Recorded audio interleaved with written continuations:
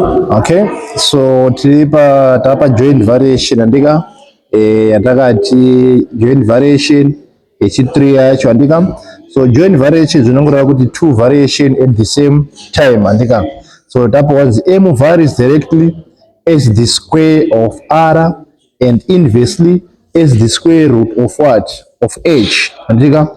Tazoloti pane direct variation, direct variation not in a straight line, inverse zvinoreva kuti over ndizvo here kana kuti ani denominator. So takuya panapa isusu takutoanza chi maquestions andika hanzi m varies directly as r andika as the square of r takuenda kunoisa ani power 2 over nokuti inversely as the square root of h totaisa square root yani ya h kudai andinozoonaka. Saka isusu tanzi part a express m in terms of r and h and a constant k. Takutoti isusu m is equals to andika constant toisa padenga apa tanzi constant ani takutoti k totati root ani 2 andika. So totati power and power 2 over root ani root h. Tadai o tatoanza question yedu ta expressa m in terms of azoziwe make m the subject of the formula andika tichida kuona r nani na h na constant and k. Takadaziva kuti m varies directly as the square of r and inversely as what? As square root of h with constant k andika. Tobva tauya panapa pa item 2 twedu panapa toda kuona the value of k when r is equals to h is equals to 4 andika and m is equals to 12 andika the values of k. Saka pana chanetsa panapa tabve susu formula yedu yataona m is equals to kr squared over root ani h. M ndiani? M ndi 12 is equals to k. R ndiani? Ndi 4 andika r yani squared that over root yani ya 4 because h yanzi r is equals to h is equals to 4. So that r is equals to 4, h is equals to 4.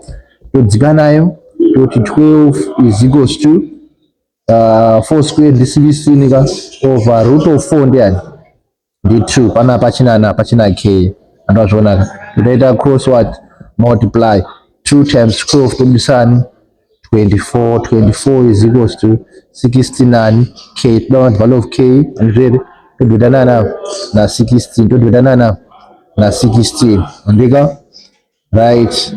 Tobva taita sei panapa utacheka andika.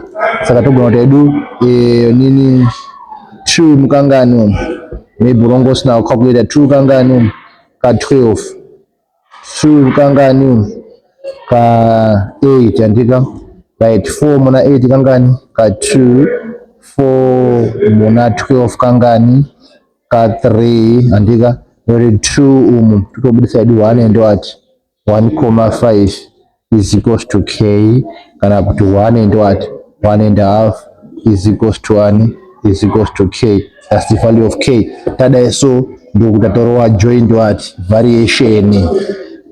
That one. Another one tichiri pa nini pedu apa joint variation. W varies directly as x. Direct it means in a straight line and inversely as the square root of u. Inverse noreva kuti denominator andizvo here right. So my solution edu manje takuti isusu w varies directly as x and inversely as the square root kudai not square root of u andika was w. Saka isusu panapa ukuona watanga wati pama values usati wabvunza question totanga tatsvaga the constant ngatimboisa h that h ani x over root of u andika. So w tanzi ndiani ndi 6 takuti 6 is equals to x yanzi ndiani ndi 2 takuti 2h over u anzi ndiani ndi 9 takuti root of what root of 9 andika.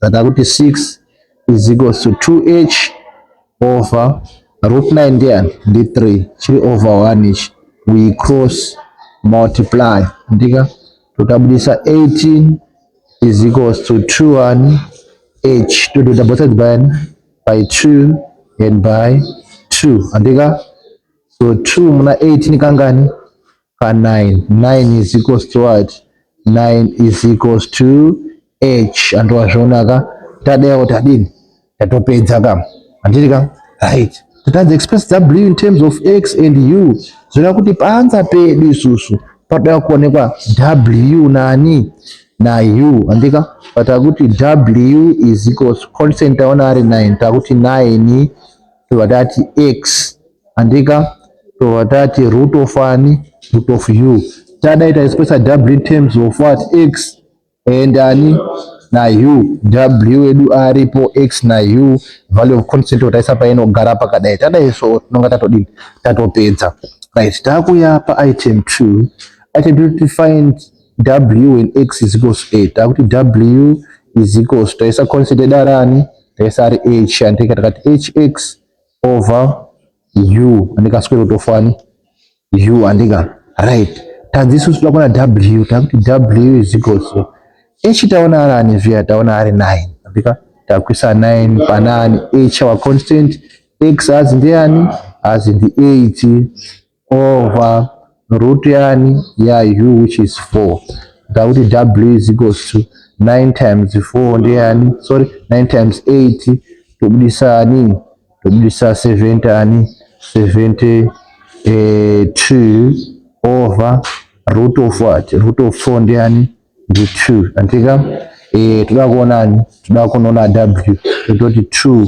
muna 7 tobudisa kanganika 3 remainder 1 tobudisa 30 ani 36 that's the value of what the value of w wadaiso unonga watopedza ndo inonzi joint variation so tosangana pa partial variation ndoziva kuti inonetsa vanhu vakawanda tosangana ipapo kana ingori first time yako ungosiyawo like wosiyawa subscriber andika nekukomenda nekubvunza bvunzo kana pane zvinhu zvamuda kuti mudini mubvunze. Shalom.